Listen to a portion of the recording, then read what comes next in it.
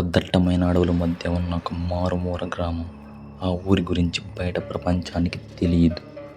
అభినవ్ ఒక పరిశోధన జర్నలిస్టుగా వింత ఆచారాల మీద కథనాలు రాయడం కోసం అక్కడికి వెళ్ళాడు. ఆ ఊరి పెద్దలు ఎంత వారించినా సరే వినకుండా అడవి చివర ఉన్న ఒక పాత శిథిలమైన రాజమందిరంలో ఉన్నాడు. అభినవ్ అక్కడ చేరిన మూడో రాత్రి.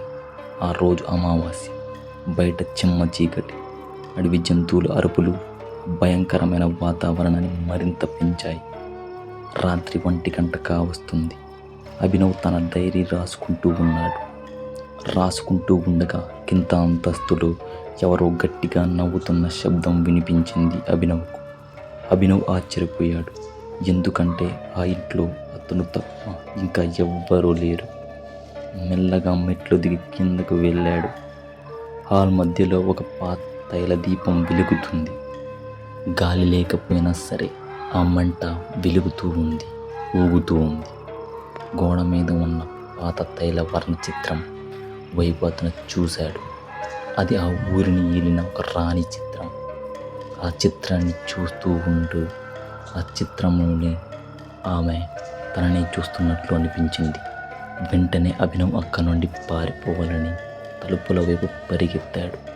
కానీ తలుపులు రావడం లేదు. ఎవరు బయట నుండి గట్టిగా పట్టుకున్నట్లు ఉన్నాయి.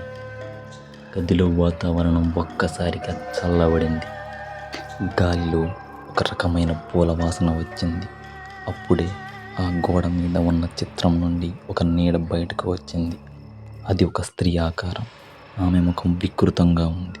కళ్ళ నుండి రక్తం కారుతుంది. ఆమె గొంతు భూమి నుండి లోపల నుండి వస్తున్నట్లు అనిపించింది. 7-8 తరాల క్రితం జరిగిన మోసానికి నువ్వు ప్రాయశ్చిత్తం చెల్లించాలని ఆ నీడ చెబుతుంది. అభినవ్ భయంతో కేకలు వేశాడు. అప్పుడు ఆ ఆత్మ తన కథను చెప్పడం మొదలుపెట్టింది.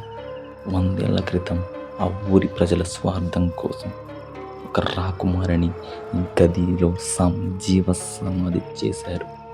ఆమె శాపం వలనే ఆ ఊరిలో ఏటా ఒక ప్రాణం పోతుందని చెప్పింది. ఇప్పుడు అభినవ్ రూపంలో మరో ప్రాణాన్ని బలి కోరుకుంటుంది. అభినవ్ తన బ్యాగ్లో ఉన్న ఒక చిన్న వెండి శివలింగాన్ని తీసి గట్టిగా పట్టుకున్నాడు. ప్రాణభయంతో మంత్రాలను స్మరించడం మొదలుపెట్టాడు. ఆ మంత్రాలతో ఆ గది మొత్తం కంపించింది.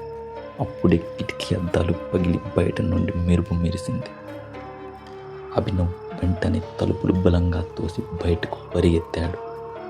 తెల్లవారేసరికి అభినవ్ ఆ ఊరి శివార్లో శుభత పడిపోయాడు. స్థానికులు అతన్ని కాపాడి ఎవరు అటు వెళ్ళకూడదని గట్టిగా హెచ్చరించారు. అభినవ్ తిరిగి పట్టణానికి వచ్చేశాడు. కానీ రాత్రి జరిగిన సంఘటన అతని ఎప్పుడు మర్చిపోలేడు. నీటికి ఆ అమావాస్య రోజుల్లో ఆ పాత ఇంటి వైపు ఎవరూ వెళ్ళరు. ఆ పాత ఇంటి వైపు ఏడుపులు, నవ్వులు వినిపిస్తాయని, ఎవరైనా ఆ ఇంటికి వెళ్తే తిరిగి రారని ఆ ఊరి వారు బాగా నమ్ముతుంటారు. అభినవ్ తన డైరీని మాత్రం ఎప్పటికీ ప్రచురించలేదు. ఎందుకంటే ఆ రాత్రి అతను చూసినది భయం, అంతటి భయం.